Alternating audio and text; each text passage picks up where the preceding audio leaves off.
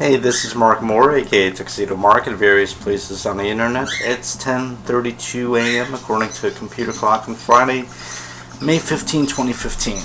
And a lot of really big news concerning properties that I'm really into came out over the last few days.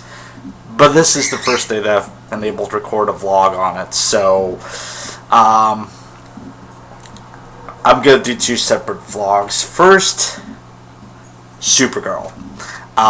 2 days ago, the first look of the new Supergirl TV series for CBS premiered. And yesterday, a second, shorter trailer premiered, as well as a behind-the-scenes video. So the first trailer, it's like, 6.5 minutes long. The second trailer is like 2-something minutes. It adds a bit of stuff, a bit of extra stuff that we hadn't seen. But basically, the trailer's awesome. I'm really looking forward to this series. It seems really lighthearted and fun, which I'm all for fun. I mean, if you looked at stuff like, Gotham or Arrow, they seem to go for like the grim, dark tone most of the time. So it's nice to see a superhero series that's going to be bright and sunny and fun. And Kara, yes, it's pronounced Kara. I love that. I love that she pronounces her name Kara. That is how I have always pronounced it. It's the pronunciation from the 1984 Supergirl movie. And that was likely done because it was filmed in England. And it had British actors in it. If you recall on Buffy the Vampire Slayer, Giles always called Tara Tara. So, same thing.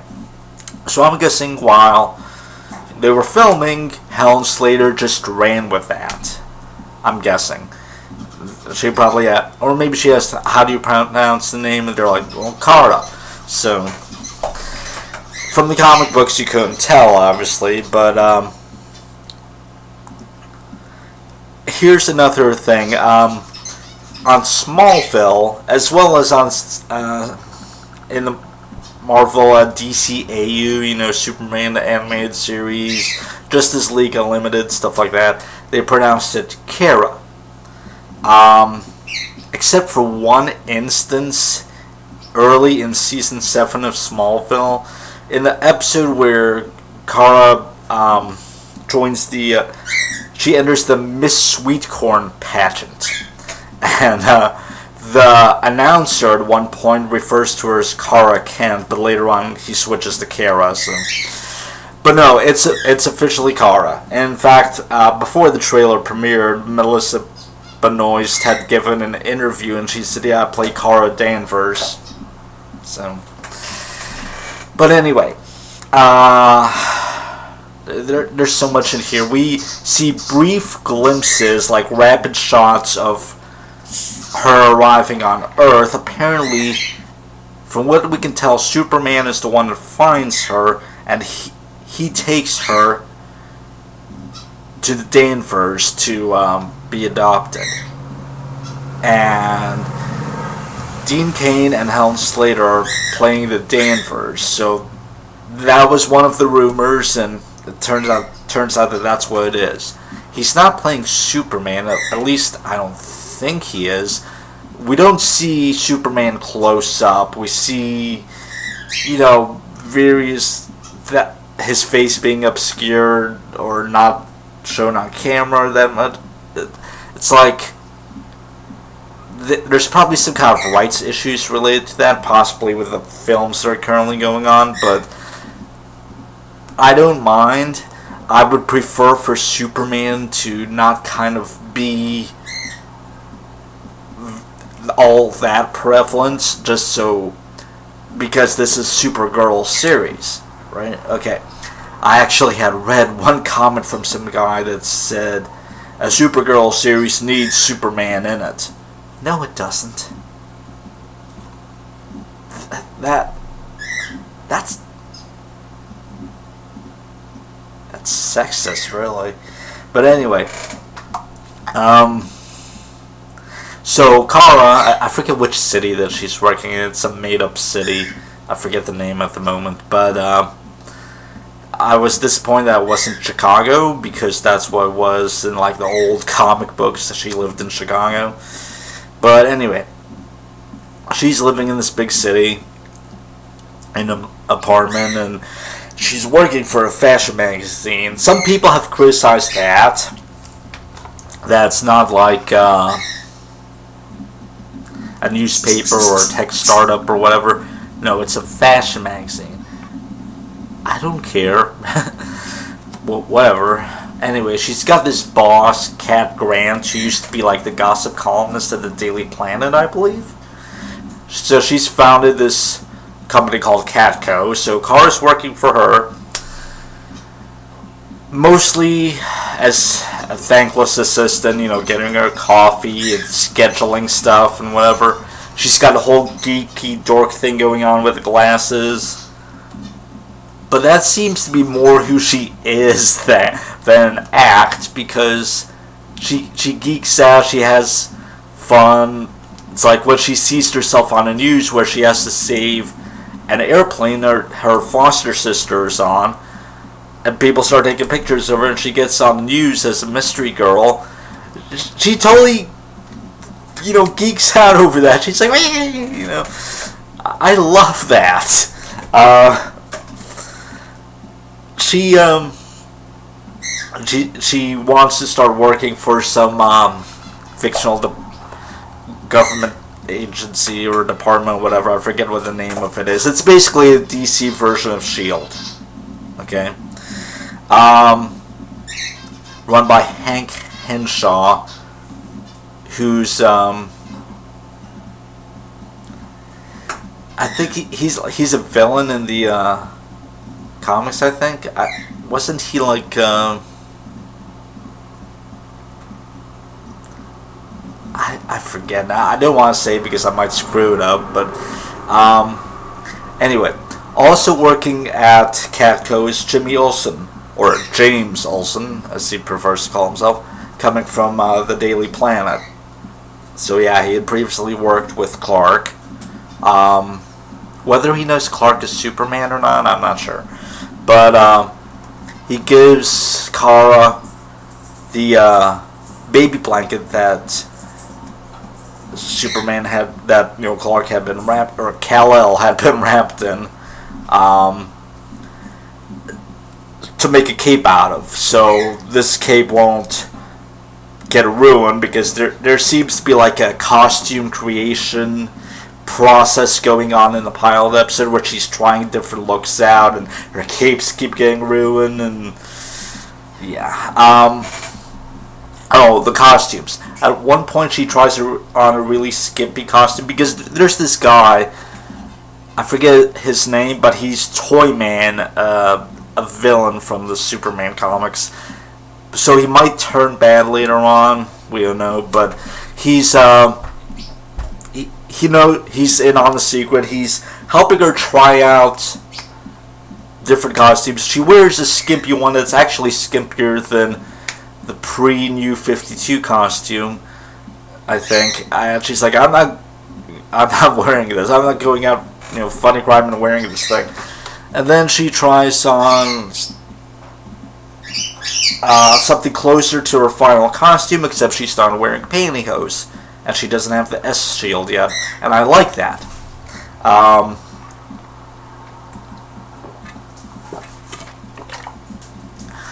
But then she puts on the S, or as she calls it, the crest of the House of L, because it's not S in all actuality, but anyway. And then she puts on the pantyhose as well, and I don't like the pantyhose. I just don't. I mean, but maybe that's going to be temporary too. But anyway, it just seems really, really, really fun. We get to see a scene on Krypton where her mother, sends her off, and From what I heard, Superman's mother, Lara, is also going to be in the pilot. I don't know if we saw her in the trailer, but anyway, we saw baby Kal-El, so I guess his parents are going to be in the trailer at some point. I mean, in the show at some point, too.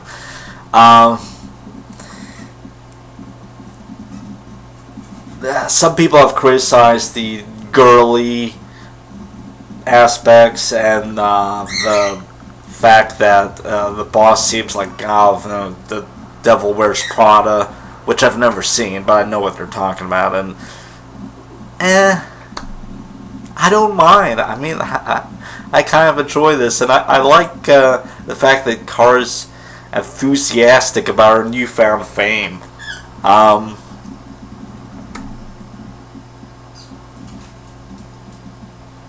I think it's just a really good, well put together trailer. I enjoyed it. I watched it with my mom for the first time, and it's really funny. I think this will be a really good series, and I hope it lasts.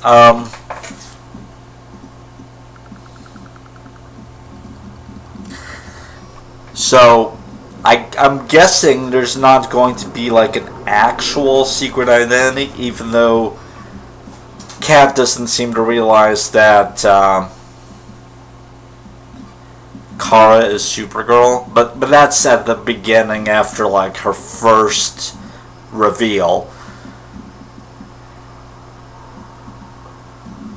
She gets on the news. I think they got pictures of her. I don't see how anyone couldn't piece this together. But I hope they don't do the thing that the glasses fool all. I mean that's just, it's always been dumb. But considering she's Kara Zor-El, whether she'll publicize that fact or not, and she's Kara Danvers, I mean, we'll see what happens.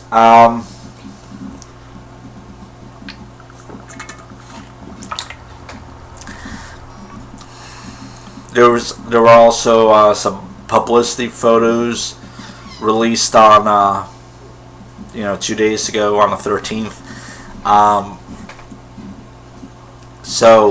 And people have taken screen caps from the trailer, of course, and they're analyzing it. And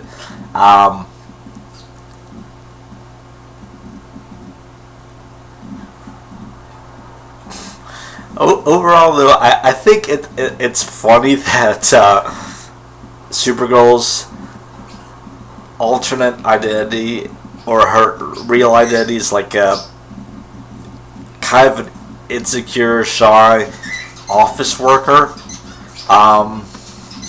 that really can't stand up to her boss too well.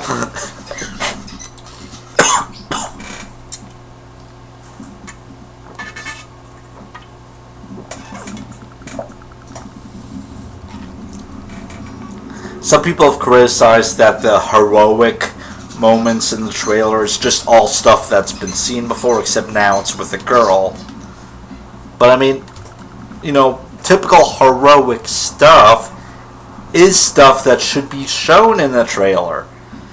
And in the first episode, and really in other episodes as well, because, superheroes do not have to do some big, grand, saving the entire city thing every week. I mean, a large part of a superhero's job is just doing mundane stuff, like, mundane for them, like, foiling bank robberies, or saving airplanes, or just,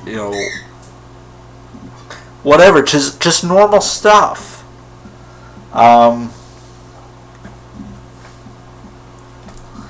In fact, I think comic books and stuff like that have gone a bit too deep into like the big events and like alien invasions and the whole world being in peril and all that stuff, and it doesn't have to be that way. You can get enough excitement and enough story out of the ordinary.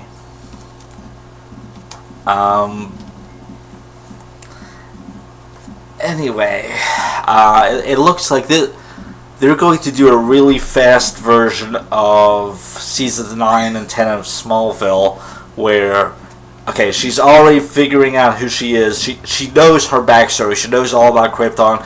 We're not going to spend 10 years waiting for Kara to become Supergirl. Oh, by the way, Kat's the one that names her Supergirl. She's like, well, shouldn't she be called Superwoman? And Kat argues with her about it. Okay, you're Supergirl. So,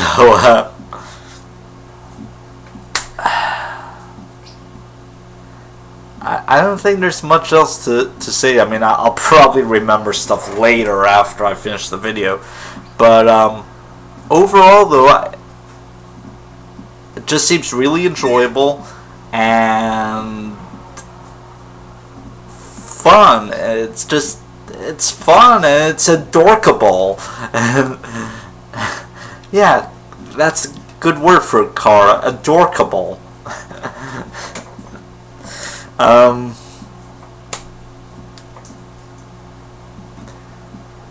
So yeah, I'm happy and I'm looking forward to this. Apparently, for the time, it's going to premiere in November, and it's going to be on Mondays at 8 p.m. I believe. It's on CBS. November's a late start for a new series, so there's a rumor that it's going to have an abbreviated run of episodes. It's not going to be like a full season. It's going to get cut short a bit, but that's just a rumor right now. We don't know. I don't know about the length of the pilot. Is it 1 hour or is it 2 hours? I haven't seen any discussion about that really. But yeah, I think I'm running out of things to say, so I'm gonna end this. But yeah, I'm really looking forward to this series, and I'm looking forward to seeing the first TV spots. So, okay, it's 10:49 a.m. and that's it. Thanks for watching.